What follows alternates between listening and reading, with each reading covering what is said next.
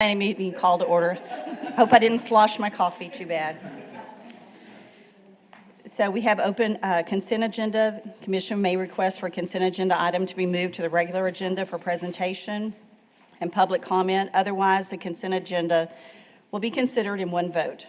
All items on the consent agenda have been recommended for approval by staff with no opposition received to date. Since some items on the consent agenda may require a public hearing, the commission may accept comment on any item. We have one item, which is consideration of the October 17th, 2022 Planning Commission meeting minutes. Hear a motion? Motion to approve. Second. All those in favor? Aye. Any opposed? It's 5-0.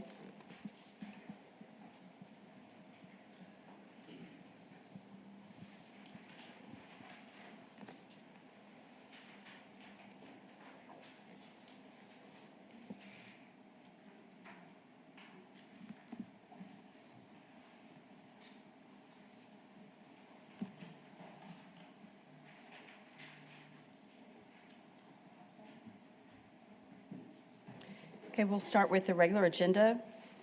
First, we're going to be doing rezonings. The City Council has final authority for approval of rezonings. We'll start with Plan Development 2203, the southeast of Valley View Boulevard and Stone Canyon Trail. It's in Single Member District Number 1. A request for approval of a rezoning from the zero lot line, twin home and townhome single-family residential RS3 and low-rise multifamily residential RM1 zoning districts to a planned development PD zoning district to allow an underlying base zoning of RS3 with the additional use of single-family homes and subject to the development standards as outlined in the ordinance being 37.5 acres located southeast of Valley View Boulevard and Stone Canyon Drive, our trail. Thank you, Madam Yes, ma'am. Chairperson. Sherry Bailey, Senior Planner. And I apologize, I didn't have my glasses on and I couldn't tell what you were asking, but Okay. you did great. As you indicated, this is PD 2203. It is southeast of Valley View Boulevard and Stone Canyon Trail. As you can see by the slide on the screen, this is a piece of property that has been before you a number of times. They are asking for a zone change in this case from the RM1 and the RS3 that they had rezoned to a while back, and to go to a PD to allow single-family homes with 45-foot wide lots and other development standards. So we're going to an RS3 as the underlying zoning, and it is a PD. There are 37.5 acres. It's in the southeast corner of Valley View and Stone Canyon Trail, as we indicated. It's in District 1, Tony Hippert's district, and it's the Bonham neighborhood.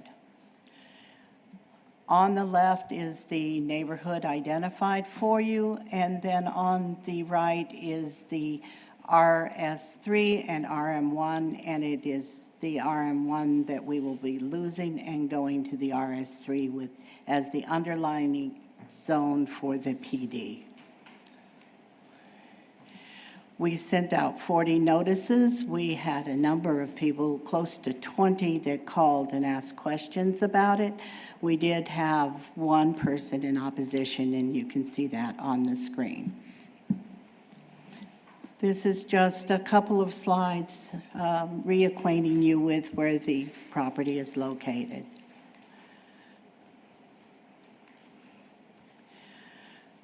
As you remember, this is the original Section 22 plat, the original 22 plat and the preliminary plat for the final plat for the entire area, showing that connection to College Hills was approved but never recorded on February of 2021. We now will have a new Section 22 plat only for Cedar Hill Drive with no connection to South College Hills, and that was approved not very long ago, but has not been recorded as of yet. Those are the plats that you have approved already in this area. And again, those have not been recorded as of this time. The proposed PD removes the RM1 from the property so that apartments will no longer be allowed in this area. It adds single-family housing as a permitted use because the RM did not allow that. It allows single-family homes with a 45-foot wide lot. Normally, a single family would have 50 feet, but the single-family home lot size will remain as 5,000 square feet. That is what the applicant has asked for. It allows a floor area ratio normally in RS3 of 60 or 60%. The applicant has requested 70% in this case. The planning staff is still recommending the 60%. All other allowed structure types are subject to the normal RS3 zoning standards, as you would expect in any RS3 area. Sidewalks will be required on both sides of the streets. Our thinking on that is that the RM1 required it by the ordinance, and since they are asking to remove that, we're still, because of the density, recommending that sidewalks stay as a requirement in this development. Future phasing will require street connection to South College Hills Boulevard as development continues. The next development needs to connect to the southerly end of South College Hills and continue south. We've added that condition because the traffic in that area is growing by leaps and bounds. The neighborhood is already concerned about the traffic that's going down in front of their homes, and we really need that connection to South College Hills because it will kind of split the traffic and carry it out faster, and we really need that. Valley View Boulevard will then be required to extend once more than 75% of the property is developed. That'll be 28.1 acres of the total. Valley View Boulevard, as you're aware, is a really important cross-street connection in order to get the traffic out of that area. This is a comparison chart on there. Those areas in red are what will be unique to this development area and piece of property, and I've just recently gone over those with you. Our rationale is that neighborhood under our comprehensive plan supports a diversity of age, income, and housing choices, and this development will reflect that kind of diversity. The lot width, though they're slightly less than the normal 50 feet of frontage, will be within this development only, and so will be complementary to this development and should not impact the surrounding properties. The current RS3 and RM1 zoning did allow the 40-foot wide zero lot line twin homes and 20-foot wide townhome lots. This PD will require 45-foot wide single-family home lots. That's larger than the other lot types, so there'll be a mix within the area. The required connections to South College Hill and Valley View, as I indicated, will improve the development patterns in the area, and that's a great concern to both the neighbors and to the city. And the required sidewalks will improve the pedestrian connectivity. Staff is recommending approval of the rezoning from the zero lot line twin home and twin house residential RS3 and low-rise multifamily residential RM1 zoning district to the planned development PD zoning district to allow an underlying zoning base of RS3 with the additional use of single-family homes and subject to the standards outlined in the PD ordinance. This is being the 37.5 acres at the southeast corner of Valley View Boulevard and Stone Canyon Trail. And with that, are there any questions from the Planning Commission? What's the current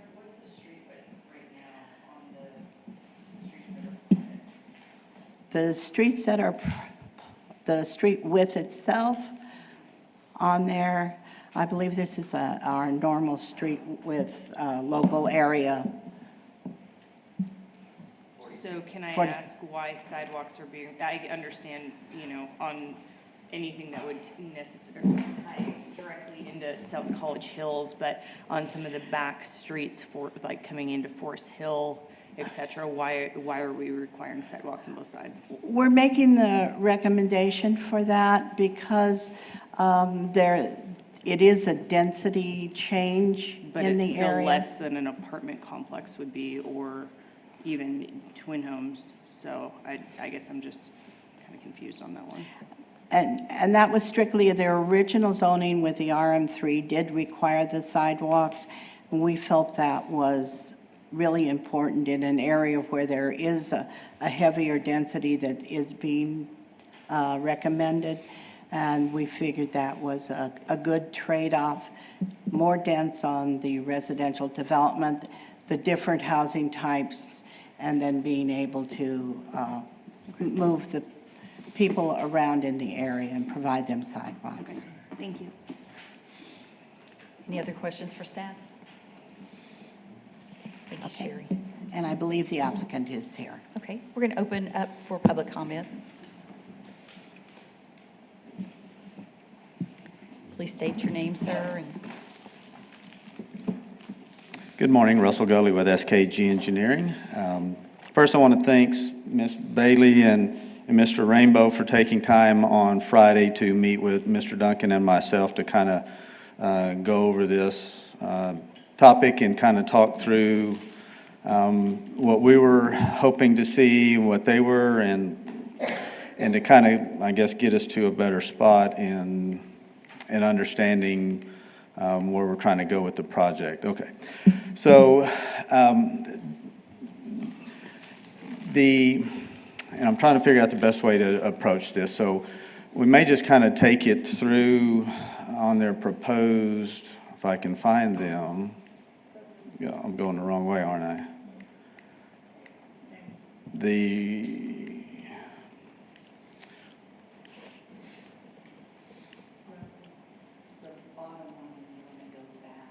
Okay. Okay, so this is the one I'm looking for. So as Ms. Bailey presented, we have the RS3 kind of to the north and the RM1 to the south. What the proponent is asking to do is to kind of allow flexibility for what goes into this location while kind of effectively giving up the multifamily aspect when we talk about a pure apartment complex, going in just one large, massive group of multifamily deals. That's not what his kind of objective is for this location. It's really to be diverse within the single family, the townhomes, and zero lot lines. So in talking to builders and realtors, he's kind of getting that there's different needs, and so he's trying to be flexible in being able to meet those needs. So one of the asks was the 45-foot wide lots, and it's kind of an economic driver for that, because anytime you construct new development, you're spending a large amount of money on streets and utilities, and every foot that you construct or every foot of frontage it makes that lot that much more expensive. So by going from a 50-foot lot to a 45-foot lot, he's able to be able to reach that more affordable housing that is being sought after at this point in time. So that's really the main ask from the 50-foot to the 45-foot lot. The floor area ratio, what we've seen and what COVID has kind of brought about is people are now spending more time at home and using their outdoor space more at home. And so most patios don't count as into the FAR, but except for those patios that are surrounded on pretty much three sides. If you have two opposing walls closed, then that floor area is counted. And so There again, we don't expect that every lot within this area is going to be pushing a 0.6 or a 0.7 floor area ratio, but there are some of those homeowners that want to have that kind of enclosed back patio that is kind of enclosed on three sides. And so this really, by asking for this 70%, really kind of affords that opportunity for those types of homes to be constructed within this area. Is there flexibility there? Yes. Is it at a 0.6? Is it a 0.7? Or maybe Mr. Duncan and I have had the conversation. I think we're comfortable with a 0.65 if there's a happy median in between that. So I think our ask would be either the 0.7, or I think we would even be okay with the 0.65 on the floor area ratio allowance. So then it comes really down to the sidewalks on both sides of the streets. If you look at densities, an RS3 zoning would allow substantially smaller lots than the 45-foot lots. You could either have a 40-foot or a 25-foot lot in an RS3 zoning, and let me get to that right quick. I have to resort to my glasses too.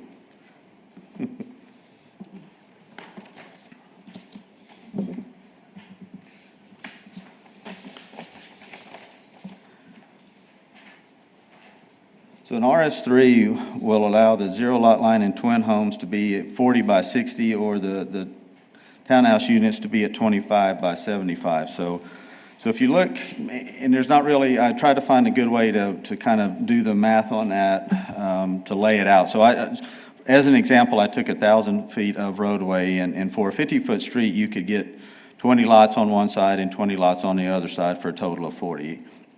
At a 45-foot wide lot, you would have 22 or 44. At a 40-foot lot, you would have either 25 or 50 lots. So we see here that these 40-foot lots that are allowed in an RS3 are substantially, or not, I say so, there's an increase in density already allowed in the RS3 zoning than what we're asking for within this PD. And then the 25-foot lots for townhomes could correlate to either 40 to 80-foot lots within that 1,000 foot of street segment. So the density is, it depends on ultimately how it develops out. And we already have some lots platted that the Planning Commission has approved that are under construction. They're nearing the completion of the roadway improvements, so they're anticipating that Section 22 will be filed here relatively soon. So as part of this PD, those lots aren't going to change. Those will stay as they are. But we're looking at the diversification of maybe some future sections coming in with these 45-foot lots. So we really feel like the sidewalk, the ordinance as kind of approved by Planning Commission and ultimately adopted by the City Council, does not require sidewalks in any of the RS zonings, be it RS1, 2, or 3. There's not a sidewalk requirement specifically tied to zoning. There is sidewalk requirements based on road type, if you will. And so our suggestion is, let's just let the sidewalk ordinance stand as it's been adopted. We don't need to go in and start messing with that or changing that or pulling that out and applying it. We feel comfortable with the sidewalk ordinance and letting it kind of speak and stand on its own as presented. So we would just ask to remove the sidewalks being a condition of requirement. The future phasing and the connections to South College Hills, we've been working with the city engineer and the adjacent properties to the east, trying to kind of figure out drainage. And the reason we haven't pushed the streets all the way east to that connection to College Hills or even taken Valley View through at this point is there's a pretty significant drainage area that comes from the west and then goes through this property and then continues on to the east and ultimately then across the railroad tracks, kind of go ahead on as headed to Lake Nasworthy. So it hadn't been that we're trying to avoid anything with Valley View or College Hills. It's really been, we've been trying to work out and solve this drainage issue. There's opportunities to partner either with the city. I think the city has enlisted an engineer the city owns some real estate and some land, I guess, kind of to the northeast of this area. And so we're kind of talking with the city about the opportunity of some multi-use, something that could serve as a temporary detention basin but could also double as recreational fields. So you see that occurring in a lot of municipalities, especially in the Metroplex. So the developer is either going to lose lots by having to put a detention basin on this property, or he could contribute or partner with the city and do something over there. Or we're also talking with the adjacent property owner to the east about, there's kind of an existing low-lying area that was made whenever they raised and constructed the railroad track through there. So we're kind of working through all of that. So we're not trying to avoid that connection. We understand the importance of that connection. And so for 8 and 9, we're really asking that to maybe not be a condition of approval, because any plats that any future plats are going to have to come before this board and even go through staff. So we feel like at that time, if it doesn't fit right or it doesn't feel right, then and it doesn't provide some of that connectivity that they're asking for, then simply say no, and I think we'll accept that. But we're really not at all trying to avoid that. So we would ask that 8 and 9 kind of be deferred or deleted. 9 is really not concerning at all to us. We feel like we want to get to Valley View as soon as we can. So if you want to leave 9, we're fine with that. But 8, there's an opportunity potentially for a little bit of property to, let me get there.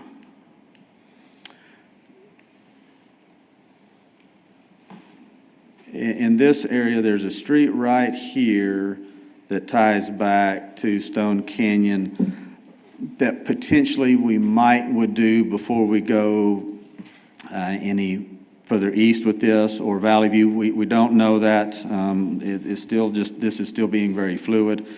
So that's kind of where we are. And really, I guess I'd be happy to answer any questions that you might have, so I'm not just up here carrying on. Can somebody bring back the conditions, please? Thank you.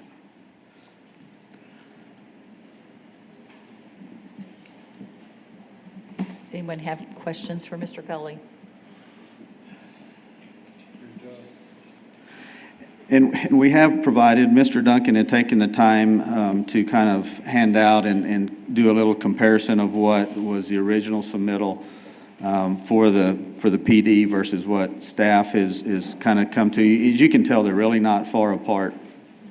We do believe that, we could leave the RM1 and put in sidewalks, and we're not any different. So really, we decided that this PD would allow the flexibility for this and meet the need. So thank you very much for your time, and look forward to the discussion. Thank you. Anyone else wishing to speak?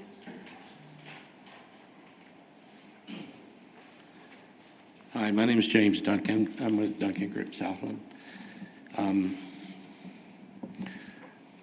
The biggest, I would say back in late July, Russell and I were talking about what we would like to do. So we asked to have a meeting with John and Zach and Aaron and anyone else at the planning that would care to participate. We kind of mentioned that we made a mistake or two, and we thought that single family would be allowed along with the other uses as RS3. Can y'all hear me okay?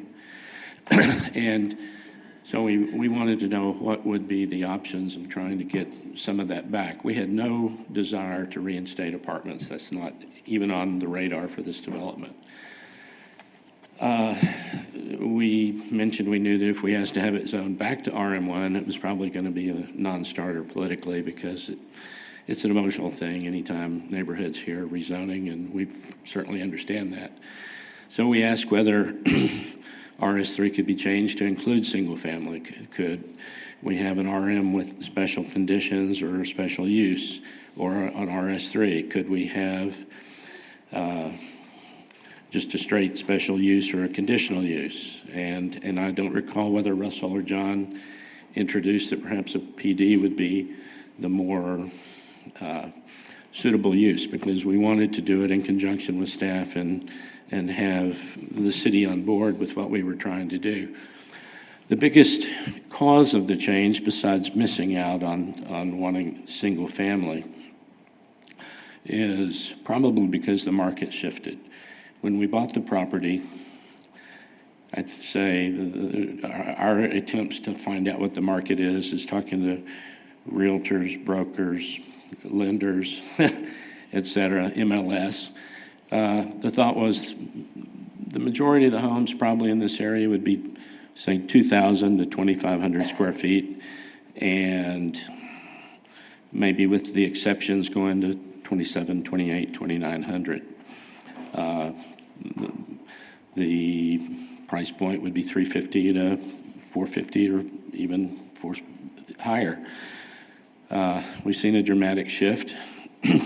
Now the primary likely market for homes is going to be, say, with a bracket of 1,500 to 2,000. Not meant to be a hard or ceiling or bottom, but still a very healthy price point and a very healthy sales point. It's certainly not affordable, but it's attainable by a higher piece of the population.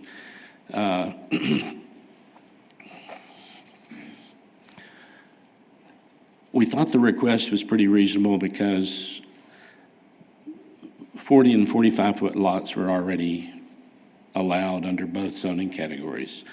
So what we really wanted was single family to be allowed, and we thought that we would ask for the same or slightly larger lots than were already allowed. So we didn't view that we were increasing density whatsoever, unless you want to take one subset of housing type and say that that wasn't allowed, now you're allowing it, or it was in RM1, it was allowed at 50 feet, now it's allowed at 45 feet.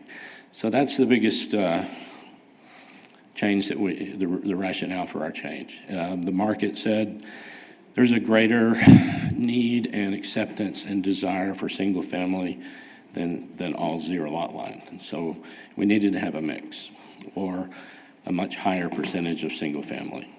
So those were the rationales for this. And I think Russell addressed everything else. When we came in, we were originally trying to the Valley View and the College Hills situation. When we first bought the property, there was a very good chance that we could work with the neighboring landowners across Valley View and across College Hills. There still may be an opportunity of a less comprehensive but a more limited cooperative situation. But the original situation where Valley View would go in and be split by each side's ownership was off the table, or has become off the table. And that was actually our preference, to open up with Valley View. It's the most logical, it's the best for the city, it's the best for our subdivision, frankly. Any builders would want that connection to go through. As Russell said, the drainage situation is problematic. The engineering ordinance changed. When we open up Valley View, there's going to be a lot of water that's coming down onto the new section of Valley View and even onto the existing section of Valley View to the east. And so we started trying to discuss with city engineering, maintenance, et cetera, is there solutions and what that could result. Our interest meter was ticking. We had to get going. So we started with sections. We took the first street south of and parallel to Valley View to put that in, and we left a gap, which would be an adjustment period or a runway, so that Russell could then connect and also accommodate the drainage. He also needed to know which way the drainage and how we were going to accommodate that drainage on Valley View to understand how to design College Hills intersection properly. So we left that flexibility for engineering issues to be resolved, and then we proceeded as best we could. So that's the underlying reasons for all that, and I'm happy to answer any questions y'all might have. Any questions for Mr. Duncan? Thank you. Regarding the density, I forgot this. we asked for just the .75 because that's what we originally had. When we met with staff, we said we had the .75 down south. We had .60 up north. We could leave it the way it was if there was real heartburn over the .75 throughout. So we said we'll drop it back to the existing .6 and .75. Then the discussion centered, well, what about .7 or .675 or whatever? So we're pretty flexible there. I think there's one other use that is currently allowed down south, which is duplex. I'm not even sure what the total distinction and difference is between a twin home and a duplex, but our desire is for owner-occupied single family. Having said that, I do know there have been a couple of instances where a broker and or a realtor and or a builder said, I've had a couple of clients that want a significant part of their market is retirees, and some people have requested, is there an opportunity anywhere in the city for me to own my building and rent the next door side? Having said that, we don't have any plans or anything on the books right now to put those in, but if there's a desired diversity of housing types to help both the rental market and the ownership market, you simply need housing stock. So on the southern part would be the more likely, I suppose, or at least if we didn't get this, but we wonder why we would have to give that particular housing type up on the southern part, not the northern part. But it's not a big primary driver. I'm being honest, transparent if I could. So those were all of our considerations that went into this request. And again, I'm happy to answer any questions. Thank you. Anyone else wishing to speak? Okay, I'm going to close public comment and open it up for discussion.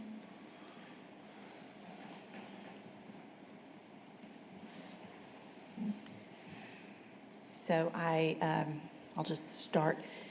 I agree with Russell on the sidewalks that since we have all that in place, I would hope that that's removed from the proposal and that can be handled the way it's supposed to be set up now.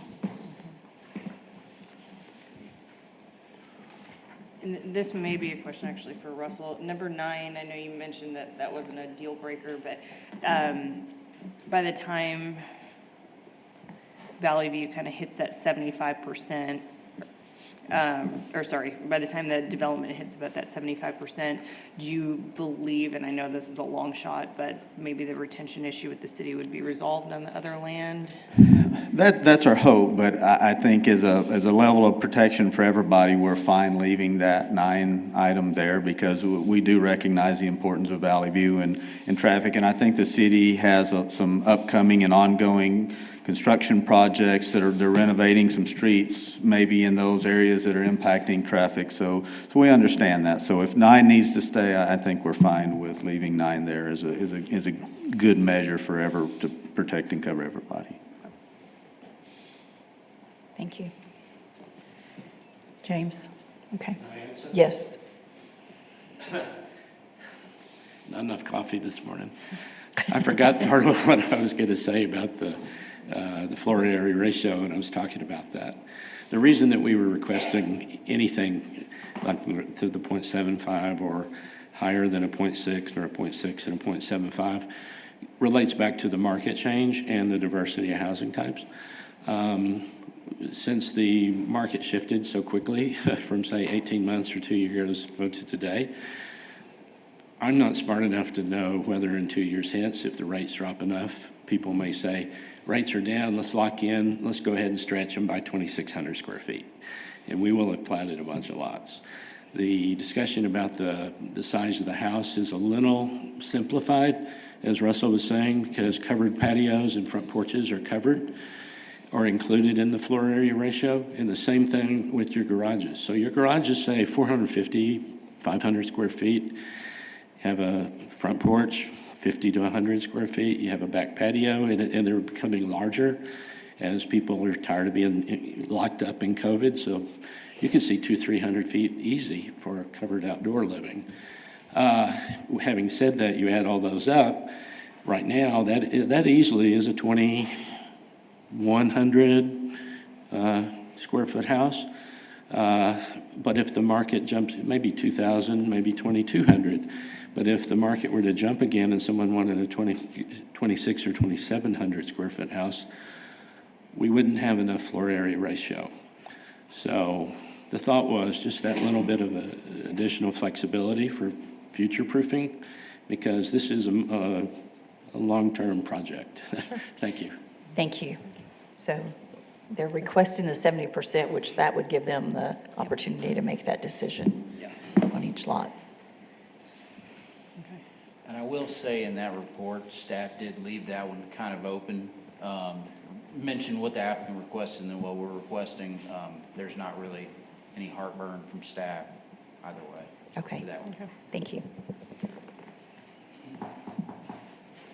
Okay.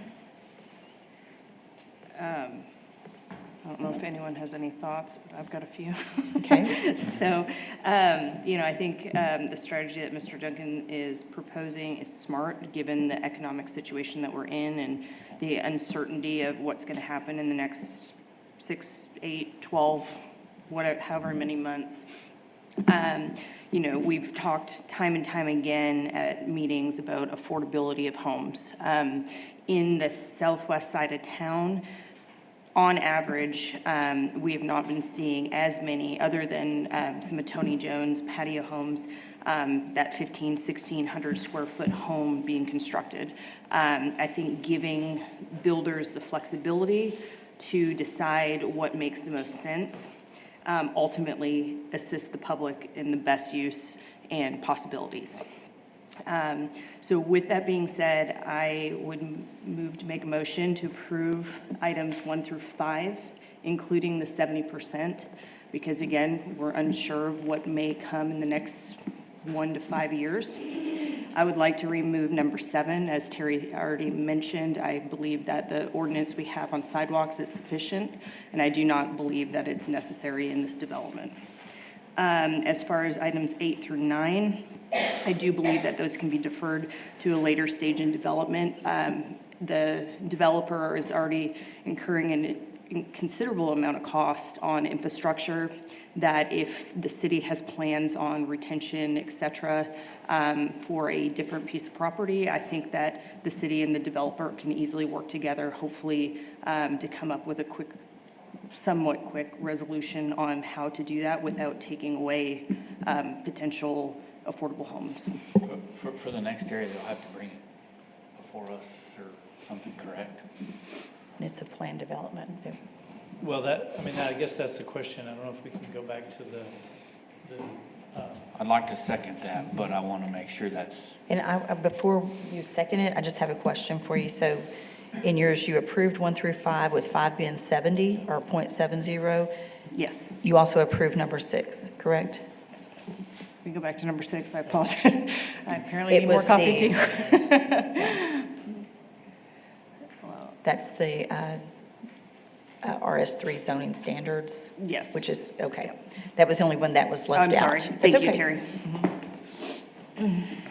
So I think that, and this may or may not be a big concern, the staff's concern is theoretically they could plat another, say, lots over to here and then do this section over to here, continually leaving lots that would abut College Hills, leaving them out of their future phases of plats to a point where then it might become economically infeasible. In other words, it could be better off for them leaving that last row of lots adjacent to College Hills just undeveloped in order to avoid having to construct College Hills. It sounds like that's not their intent. We may have ways to prevent that in the ordinance, but it's a little bit of a gray area. And maybe it's being overly cautious. I've seen that happen in other cities where a developer will build right up to, but leaving a 1 lot depth from a major road as to avoid them having to construct that major road. Okay, so with that being said, John, have you heard anything or are you privy to anything regarding the potential use of the city land timeframe? Like, is this a 5-year? What are we thinking? I guess I'm not sure which. Like, the as far as drainage. that future land use, that both Russell and Mr. Duncan mentioned, that the city has land south of the development, that they were looking at multi-use as far as recreational as well as detention. Do you have any idea on timeframe? We're not aware of anything. Russell probably knows more about that than we do, having Okay. talked with engineering. I don't have a problem doing like you said, I just also, and I don't think they would do that on purpose. Right. That's not their intent, And but we just want to maybe we protect put ourselves as a well. stipulation on timeframe, like ideally Russell or Mr. Duncan, how long do you think this would take to develop? Is this a 2-year project? Is this a 5-year project? Like, what are you anticipating? So here's our city man right here, engineering. Hi, Kevin Pate with engineering. I believe what Russell is discussing is there is an area of property that's owned by the city northeast of Valley View.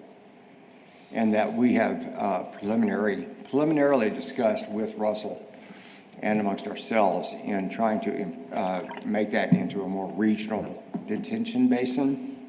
But those are very preliminary discussions at this time, and it kind of depends on how this builds out and how we interface with these guys and the other people in Southland Hills to the southeast. So there's no timeline that we can give you at this point on that. Okay. Any other questions?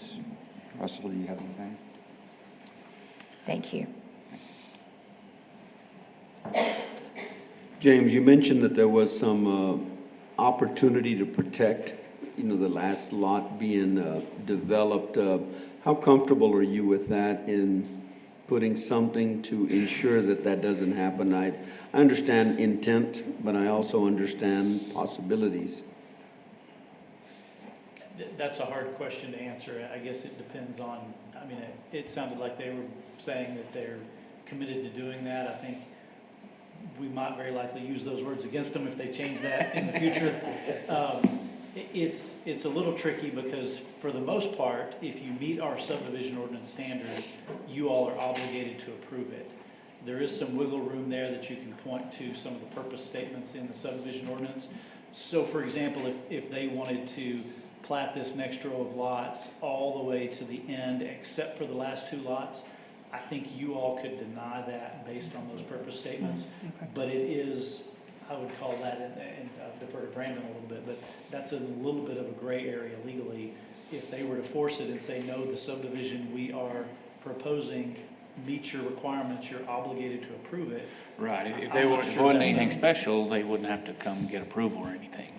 Right. Correct. So that, again, it's probably overly concerned about a very minute possibility, but we have seen it happen in other cities where. I don't have a problem with it. I'm gonna go ahead. Is that a and second? I'm gonna second. Okay, all righty.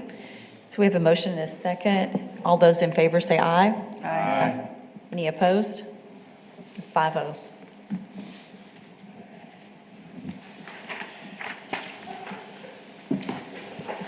We'll move into conditional uses. The Planning Commission has final authority for approval of conditional uses.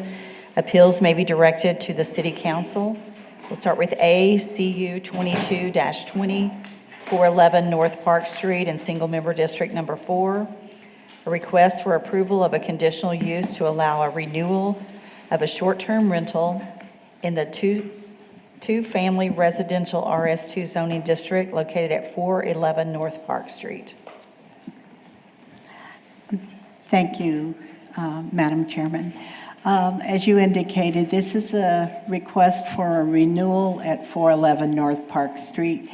Staff has visited with the Police Department and Code Enforcement, and there are no complaints to report on this. They've handled everything perfectly.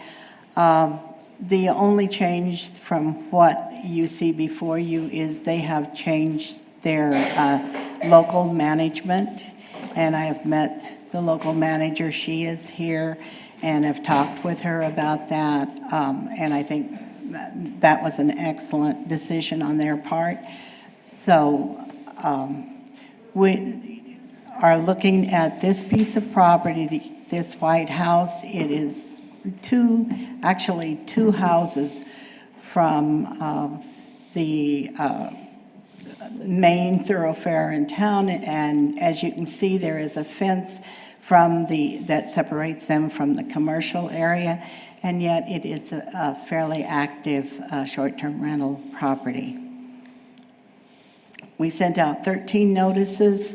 We had 0 in favor. We did have one person who sent in and opposed. They did not have any comments on that, and that is reflected on the map in front of you. It was the last one of that block. In looking at this, the applicant plans on making no changes to the appearance of the short-term rental. It will look like every other home in the area. There are no other short-term rentals within 500 feet of this proposed location that we are aware of. It's in an R2 single-family area, which is a fairly active area, and again, next to the commercial. We don't see that this has any effect on the natural environment. As we've talked with you before, the community always seems to be needing short-term rentals, and they seem to be doing very well. And this is a neighborhood. The short-term rental nature of this house does not impact the homes in the area that we are aware of. So staff is recommending approval of the conditional use for a renewal at 411 North Park, subject to the 2 conditions of approval: maintain all the required parking on the premises, which they have been doing, and they will need to have a fire inspection only this year because it is their first renewal. They will also have agreed to maintain the short-term rental operation in a manner that's consistent with our zoning ordinance. And they will be coming back next year for a 2-year renewal, as far as the applicant is aware. With that, are there any questions? Okay, this one is a renewal, or is it first time? So would it be, It's a they'll renewal. come back in 2 years, correct? Right, I'm sorry. They will be back in 2 years. Okay, okay. Thank you. They've had their first. This is, Okay, yes. any questions for Sherry? Thank you, ma'am. Thank you. We'll open it for a public comment if anyone wishes to speak.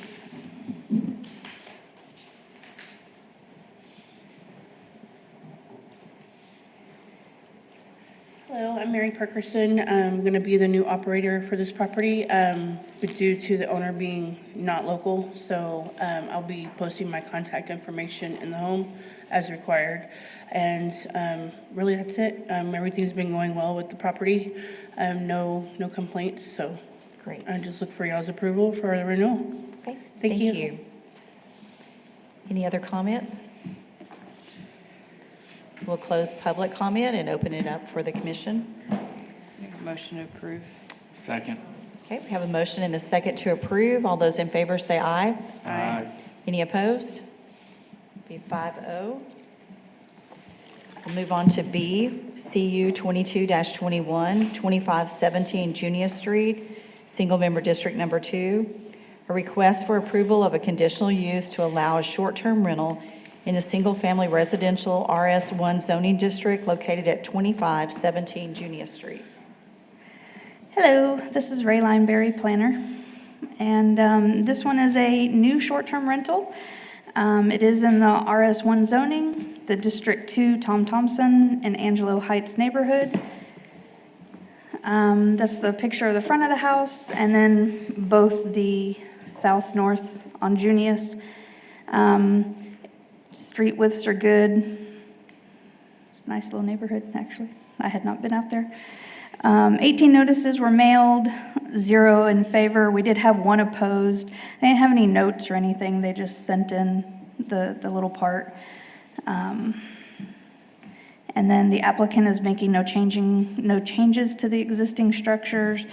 There's no other short-term rentals active within the 500 feet that we know of. The rental would be in the RS1 single-family residential zoning. There's no foreseen adverse effects on the environment. The short-term rental will address a need for more rentals in this area, and it is a neighborhood. So the nature of the house does not impact the home. Staff is recommending approval as long as the applicants maintain all the off-street parking, obtain a certificate of occupancy, and a fire inspection. We will make the note that you do need to renew in 1 year and then every 2 years after that, and provide proof of the hotel tax. Great. Thank you. Any questions for staff? Okay, thank you, Ray. Open it for public comment. Anyone wishing to speak? So we will close public comment, open it up to the commission. Make a motion to approve as presented. Second. Okay, we have a motion and a second to approve as presented. All those in favor say aye. Aye. Any opposed? We have 5-0. Move on to number C, CU 22-22, 1810 Shady Point Circle in single member district number 1. A request for approval of a conditional use to allow a renewal of a short-term rental in the single-family residential RS1 zoning district located at 1810 Shady Point Circle. I'm sure that most of you have been on at least one of the times that this applicant has been back. She's one of our longer short-term rental applicants. We have not had any complaints in the 5 years that I'm aware of. I talked to both, again, code enforcement and the police department. It is RS1 zoning. It's in District 1, Tommy Hubert's area, and it is the Nasworthy neighborhood. This is a picture of both the parking that's available and the general area of the house, and it's set quite a ways back, so it does not have a major impact on the neighborhood. And I've had no, as I said, no complaints. We mailed out 12 notices. We received 0 in favor and 0 opposed. To the best of our knowledge, this applicant has maintained her short-term rental all 5 years, meeting all, not affecting the surrounding area, meeting all of the requirements. And given that, staff is recommending approval of another renewal for this short-term rental. She will maintain all of the required parking on the site. She will have has had the fire inspection already this year, and will continue to maintain it as the ordinance requires. Are there any questions? I was going to say, on that recommendation, it does have the 411 North Park, so we just need to change that to 1810 Shady Point 1810, on your slide. right. Did not catch that. Thank you. Any questions for staff? Nope. Thank you, Ms. Sherry. Thank you. We'll open it for public comment if anyone wishes to speak on this. Close public comment, open it for the commission. Make a motion to approve as presented. Second. Have a motion and a second to approve as presented. All those in favor say aye. Aye. Any opposed? Be 5-0. Moving to D, CU 22-23, 1607 South Park, single member district number 5. A request for approval of a conditional use to allow a short-term rental in the single-family residential RS1 zoning district located at 1607 South Park Street. This is the first time that this applicant has been before you. They just recently purchased the home with the intent to use it as a short-term rental for the foreseeable future. As you indicated, it is RS1 zoning, it's in District 5, and it is in the Santa Rita neighborhood. The short-term rental is the gray house on the left. Across the street, directly across the street, on the east side of the street. The applicant or the person who lives in that home did call and visit with me for a while about the short-term rental. He was concerned about a short-term rental, said he was going to talk to the other neighbors to see how they felt, and I did not hear from him again, so I do not, and I received nothing from them. And I don't believe he is here, but maybe he is. We sent out 23 notices in the area, and other than that, I did not hear from anybody either for or against. This applicant plans to make no changes to the existing structures on the lot and does have adequate parking on the lot. There are no short-term rentals within 500 feet of this property that we are aware of, and this will be the short-term rental his first time, as I indicated. There is no adverse effects on the environment. We do not see any effects on the neighboring property because he's not changing the home in any way. Staff is recommending approval of the conditional use to allow the short-term rental at 1607 South Park Street, subject to 2 conditions. Those conditions are the same as you've seen before: to maintain all the street parking on the site, in this case to have both the fire marshal and the building inspection for the property, and then the fire inspection every year afterwards, and then to continue to maintain the property as it meets the zoning ordinance, including the renewals that he will have to have next year, and then every 2 years thereafter. Are there any questions? Okay, this is the first application It is the first application for this property. that says renewal on your slide. Right. Are there only Correct it, two? yeah. Are there only 2 things that need to be done, or is there a third?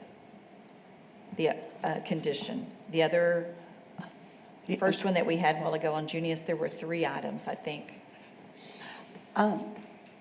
We're trying to standardize that. Okay. I've got it covered. Oh, you put it all together? I did. You're so efficient. Yeah. Okay, great. Okay. Okay, thank you. Any questions for staff? Okay, thank you, ma'am. Open it for public comment. Anyone wishing to speak on this case? Close public comment. Open it up to the commission. Motion to approve is presented. Second. Okay, we have a motion and a second. All those in favor say aye. Aye. Any opposed? Be 5-0. Move on to E, CU 22-24, 2330 Fisherman's Road, Single Member District Number 1. Request for approval of a conditional use to allow renewal of a short-term rental in the single-family residential RS1 zoning district located at 2330 Fisherman's Road. Hello, Ray Lineberry again, planner. And this one is a renewal. They have been active for the last year on 2330 Fisherman's Road. It is northwest of Knickerbocker Road and Fisherman's Road in District 1, Tommy Hebert, Nasworthy neighborhood. The zoning map is it is RS1 zoning. 8 notices were mailed out. We received 0 in support, 0 in opposition. Pictures from the west and east, south, and then the front of the property. It is a renewal. Request in compliance with criteria per 208F and 406 of the zoning ordinance. No impacts on the adjacent properties. They have 2 paved vehicle spaces on the property, which complies, located adjacent to Lake Nasworthy, surrounded by other lakefront properties. There's been no police reports or any code compliance complaints, and the applicant will need a certificate of occupancy. We are recommending approval with the 2 conditions. The owners shall maintain the parking, and they shall obtain and comply with an annual fire inspection since this is a renewal. And then the same note of the 1-year review and then every 2 years after that. Any Thank you, questions? ma'am. Any questions for staff? Okay, thank you. Open it up for public comment. Anyone wishing to speak on this case? Close public comment. Open it up for the commission. Make a motion to approve as presented. Second. We have a motion and a second to approve as presented. All those in favor say aye. Aye. Any opposed? 5-0. Item F, CU 22-25, 123 South Park Street, Single Member District Number 5. A request for approval of a conditional use to allow a short-term rental in the two-family residential RS2 zoning district located at 123 South Park Street. Hello, Ray again. So this one was approved a year ago and it has expired, so we're starting over. It is located on 123rd South Park. It's southwest of West Beauregard Avenue and South Park, District 5, Karen Hesse Smith, and Santa Rita neighborhood. And the zoning is RS1. Or no, I'm sorry, it's RS2. 14 notices were mailed out. We received 2 in support, 1 in opposition. The view of the house, the front of the house, and down the street. Again, down the street, looking west and looking south. So the original short-term rental approval expired. So the request is in compliance. No impacts on the adjacent properties. There is 7 vehicle spaces, which complies with the RS2 zoning. Within walking distance of parks and the Riverwalk. There's been no police reports or code compliance complaints, and the applicant will need a certificate of occupancy. We are recommending approval. They are required to continue with the off-street parking spaces. The owners need a certificate of occupancy, and they need to obtain and comply with an annual fire inspection. Again, this one we're treating as a brand-new one, as it did expire. And then we have the notes of they will need a renewal in a year, and then every 2 years after that. And another note on this one, it is in the river corridor, so if they do any exterior improvements to the home, they will require DHRC approval. Thank you. Any questions for staff? Okay, thank you, Ray. Open it for public comment. And close the public comment, open to the commission. Make a motion to approve as presented. Second. We have a motion and a second to approve as presented. All those in favor say aye. Aye. Any opposed? 5-0 and approval. Okay, 5, we're going to go to public comment. Issues or concerns not on the regular agenda may be raised by the public at this time. Citizens should speak from the podium, address all comments to the dais, and begin by stating their name and address or single-member district number. Please limit all remarks to less than 3 minutes. Is there anyone from wishing to speak today?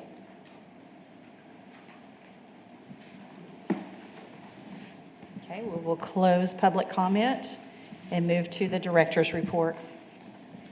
Thank you. I don't really have anything today. I will note, you may have intended to mention this, but the next meeting will be at the McNeese Convention Center, our old location. And so I just wanted you to be aware of that. There are events going on here in this building that prevent us from meeting here in December. Okay, thank you.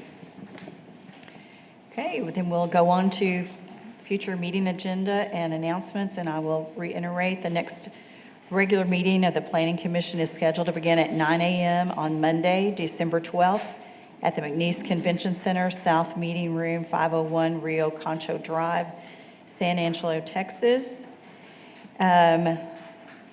Adjournment, this meeting, notice of meeting was posted on the bulletin board at City Hall for the city before 9 a.m. on Friday, November 18th, in accordance with Chapter 551 in the Government Code for the State of Texas and in compliance with the Americans with Disabilities Act. The City of San Angelo will provide for reasonable accommodations for persons attending Planning Commission meetings to better serve you. Requests should be received 48 hours prior to the meetings, and please contact the Planning Division at 325-657-4210. If anyone wants to make a motion to adjourn. Make a motion to adjourn? Second. Have a motion and a second. All those in favor, say aye. Aye. Thank you.